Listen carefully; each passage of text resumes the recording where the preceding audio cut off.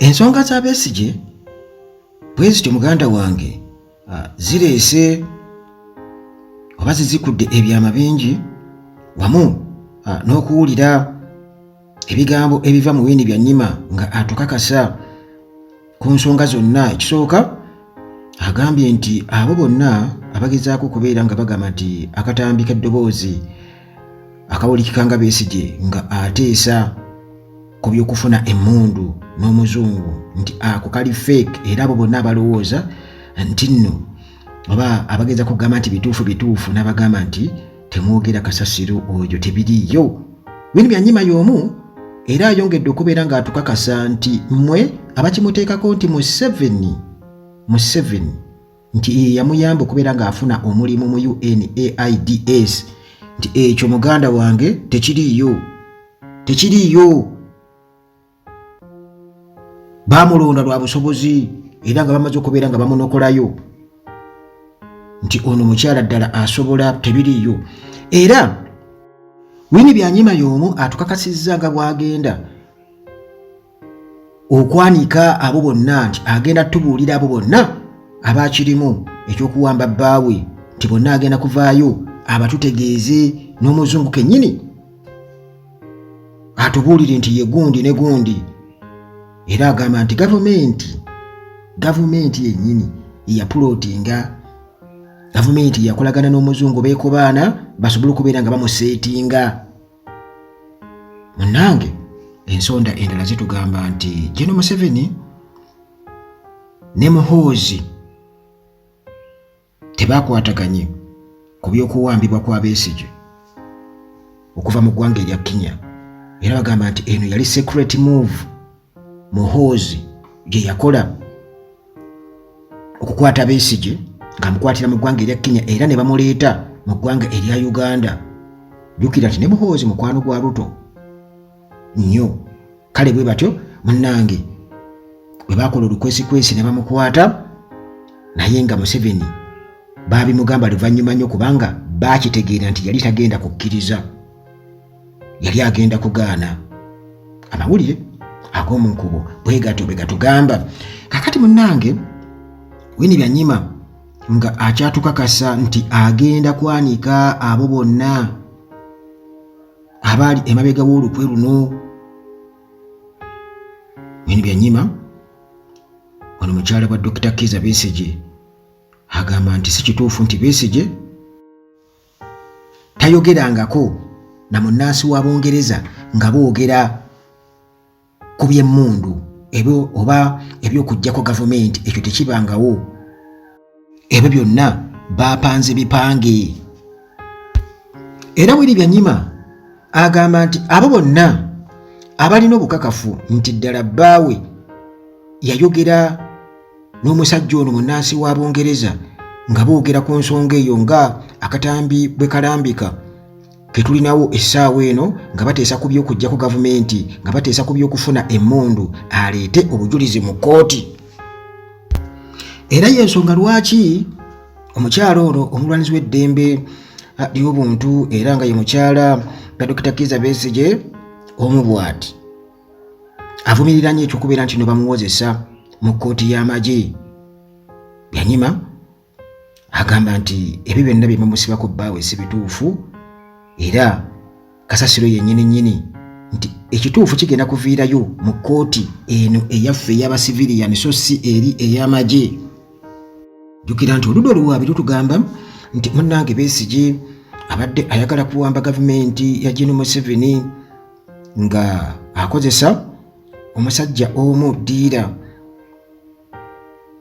era nga ono adiiringa mu byakulwanyisa ng'agezaako okubeera nti afunayo ku buyambi, era nga akatambi kano kalaga nti bye baayogerako byali birimu n'okubeera nga bafuna ebimu ku biri wano helicopter bazifuna wano MI-24 helicopters ez'aba Russia wano mu Uganda bweziri, era nga kakasa nti nno mu Air Force eya wano e Uganda alinamu ofisa omu gwe bakwatagana naye, kirabika balina gwe baagala era okumuyungako.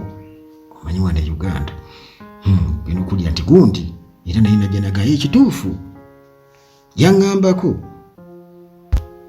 Kale Byanyima yagamba nti munnange bino byonna birimu ebyobufuzi era ng'agamba nti abeebe buyinza okuwamba Besigye okumujja mu ggwanga erya Kenya mu kibuga Nairobi ng'agenze mu kubeerawo nga batongoza akatabo aka Martha Karua ne bamukako okubeera nga bamukomya mu Uganda ate nga si mujaasi ne bamutwala mu military court ne bamusibira mu makomera g'amagye. Ebyo byonna agamba nti tebiriyo, si bituufu yali n'akamu kuba bbaawe si mujaasi.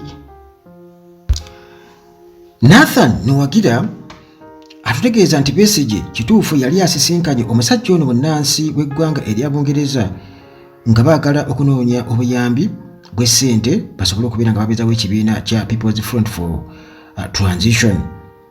Kale Byanyima yagamba nti gavumenti yaseetinga bbaawe okusinziira munnange ku yagamba nti ono munnansi w'eggwanga erya Bungereza Besigye gwe yali yeesize ono munnange bapulantinga omupulantingi bamutega butezi ng'agezaako kubeera nga aframinga bbaawe amuteeka mu bintu ebitaliiyo. Era omusajja ono ye yayambako okukwatibwa kwa Besigye era Pisto be baazireeta okusobola okubeera nga bakiteeka ku Besigye nti nno babadde n'emmundu kubanga Nathan Nuwagira agamba nti emmundu mu kubeerawo kikakasa bukakasa nti baali balina olukwe olujja ku gavumenti naye nga Pisto ebbiri zijja ku gavumenti. Byanyima agamba nti ye kyagenda okukola muganda wange agenda kutulaga feesi z'abantu abo era n'amannya gaabwe agatubuulire abali mu polooti eno agenda kuvaayo munnange abitubuulire. Jukira nakutegeezezza nti agafeeri mu State House batugamba nti Museveni ne Muhoozi ekyo mbu tebakikkaanyaako nti bakikola Museveni tamanyi kubanga bakitegeera nti ajja kugaana naye ekyebuuzibwa nti bwe baba nga bamutwala mu kkooti y'amagye tukimanyi bulungi nnyo Angulu Guti bamuyitaani Angulu oba Andrew Guti yatukakasa biseera ebyo ng'akyali mulamuzi mbu ye si yasalawo eby'omu kkooti marshal kkooti y'amagye mbu aba alinda biragiro okuva eri mukama we Gen. Museveni. Ekitegeeza nti Museveni ye mulamuzi omutuufu mu kkooti y'amagye kuba Andrew Guti yabitugamba. Kati kijja kityo kubanga ate omulamuzi mu kkooti ye mwebawuleza ati nga bakimanyi bulungi ye mulamuzi abajja kugira bugizi abagambe mugambe tegumusinga. Kati ebyo ne bibeera awo muganda wange kubanga tegabeera mawulire munnange naffe tuganyonyogera kugajja mu nsonda eyo naye ng'era tuba tulina okubeera nga tubiyisa wano kawolawola. Yensonga nakyo kiraba nti emboozi zino tuba tuziddamu mpola mpola okuzirebuildinga kubanga mubaamu bitulina kubeera nga ate tupanubiitinga tusobole okubeera nga tubiteeka mu layini entuufu. Byanyima yatutegeeza n'atugamba nti okukuŋŋaanya ssente oba okufundraisinga nga oba fundraising for political mobilization agamba nti kiri legitimate tekiri nga bwe bakirowooza abantu nti bumenyi bw'amateeka. Byanyima agamba nti fundraising for political mobilization is a legitimate activity era n'ayongereza kunaga nti political parties maintain local and international relationships nti tekimenya mateeka nti ekibiina ekyo by'ebufuzi wano kati nga NOP okugenda ebweru okwenoonyeza ssente oba okubaako bekyogerezeganya nabo okubeera nga kikuŋŋaanya ssente okusobola okubeera nti kikola emirimu gyakyo nti tekimenya mateeka. Katosobola kukwata muntu olw'okuba asisinkanye omuntu nga boogera ku ssente ez'okufandinga ekibiina ekiri mu mateeka wano e Uganda. Wabula bano bakozesezza olukujjukujju nti ne batega Besigye omuntu nga bakimanyi agenda kwetaaga ssente okubeezaawo ekibiina kuba bamanyi bulungi nnyo nabo bwe batu bwe bakola. Ne Gen. Museveni yabikola dda mujjukira ng'agenda osisinkana ba Gaddafi nga beetumya amannya g'abasiraamu nti ebyo babimanyi bulungi nnyo. Kale Besigye nga bakimanyi nti ali desperate ateeka okwagala okunoonya ssente ne bamutega omuntu munnange eyabuzeewo mu kaseera ako akatono ennyo kubanga bino Byanyima nti omusajja ono nga amaze okubeera ng'awaayo bbaawe mu mikono gy'abajambula n'abulawo so nga waalibadde munnange naawe okiraba nti naye yalibadde akwatibwa ku ne bamunyweza wakiri ne bamuwaayo muwe buyinza mu Kenya. Yate ne Besigye still balina muvunaanira Kenya kubanga babeera bamusanga n'emmundu. Ogwo si musango gwa wano gweri, bamusanze n'emmundu mu ggwanga eritali lirye. Okitegeera agenze mu foreign country bamusanze n'emmundu mumenyi bw'amateeka, kitegeeza balina muvunaanira eri. Ebyo byonna nga weebuuza nti ate lwaki byonna babisomera mu kkooti eza wano ate nga ey'amagye bakutte omuntu civilian bamuvunaanira mu kkooti y'amagye? Kiki kibagezaako kubeera nga beesigaliza? Naye era ekyokugamba nti Museveni takimanyiiko munnange wano e Uganda mujjukire nti bano abasajja si bangu era Museveni baagala obbimugjamu munnange nti ye aba takola ki? Aba tamanyi.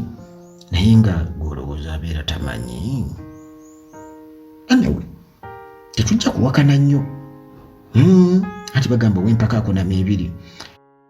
Wene Byanyima agamba nti buli mulundi bbaawe lwakwatibwa nga bamujweteseeko ebisangosango, kkooti ebadde ng'ejja ekakasa nti munnange ali innocent talina musango, era n'agamba nti kino ekyakabaawo oba latest false allegations will be exposed and dismissed in a civilian court, si mu kkooti y'amagye, nti bino byabakamujwetekako bigenda kuba munnange era bisaabululwa mu kkooti ey'abasiviliani so si kkooti eri ey'amagye.